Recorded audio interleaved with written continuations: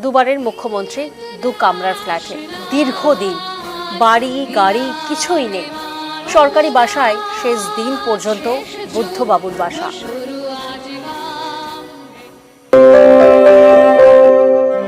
59A পাম avenue, flat number 1। এটাই ঠিকানা। ঠিকানা যেমন ছোট, ফ্ল্যাটটিও তেমনই। কিন্তু যিনি এই ফ্ল্যাটে থাকতেন তিনি বঙ্গ রাজনীতিতে বড় অধ্যায়। দীর্ঘদিন ধরে এটাই বুদ্ধদেব ভট্টাচার্যের বাড়ি।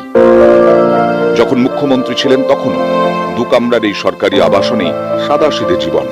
ঘরে ঠাসা বই, এখানে ওখানে ধুলো। মধ্যবিত্ত শিক্ষিত বইপোকা বাঙালির ছাপোষা ফ্ল্যাট যেমন হয় ঠিক তেমন। মুখ্যমন্ত্রীদের ভবনের মতো নয়, তিনিও আসলে কারো মতো নন, তিনি তাঁর মতো। যে সময় বেশিরভাগ রাজনীতিকের বিরুদ্ধে গুছিয়ে নেওয়া, প্রভাব খাটানো আর দুর্নীতির অভিযোগ, সেই সময় দাঁড়িয়ে তিনি চিরদিনই ধবধবে সাদা। ডানপন্থী হন বা বামপন্থী, সবাই এক কথায় মানেন তার মধ্যে কোনো দেখনদারি ছিল না।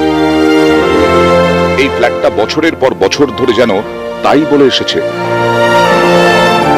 Simple living, high thinking. এই মন্ত্র আজ অনেকেই আর কানে তোলেন না, কিন্তু তিনি জীবন ভর যেন এটাই মেনে চলেছেন। কাকা সুকান্ত ভট্টাচার্য ছিলেন প্রিয় কবি। তার কবিতা থেকেই হয়তো ঠিকানার মানে বুঝেছিলেন। ঠিকানা না হয় না নিলে বন্ধু, পথে পথে বাস করি, কখনো গাছের তলাতে, কখনো পর্ণকুটির গড়ি। মুখ্যমন্ত্রী হয়ে কেউ গড়েন মূর্তি, কেউ এলাহি জীবন কাটান পেল্লাই ভবনে, কিন্তু তিনি 10.5 বছরের মুখ্যমন্ত্রী হয়েও দু কামরার আবাসনে। নিরাপত্তা বা অন্য কারণে বারবার তাকে অন্য কোনো দামি গোছানো আবাসনে যেতে বলা হয়েছে, রাজি করানো যায়নি বুদ্ধদেবকে। বছর 4 আগে সেই আবাসনের দেওয়াল বেয়ে হঠাৎ এক রাবার গাছ না বলে কয়ে শটান মাথা গলায় বুদ্ধবাবুর বাসায়। প্রাক্তন মুখ্যমন্ত্রী সিওপিডি রোগী, সেখানে আগাছা। শেষমেশ আবাসন দপ্তর জানতে পেরে আগাছা সাফ করে। বছর 2 পরে মুখ্যমন্ত্রী মমতা বন্দ্যোপাধ্যায়ের উদ্যোগে বুদ্ধদেব ভট্টাচার্যের সরকারি আবাসনের মেরামতি হয়। এত কিছুর পরেও তিনি কিন্তু বাড়ি আঁকড়ে থেকেছেন।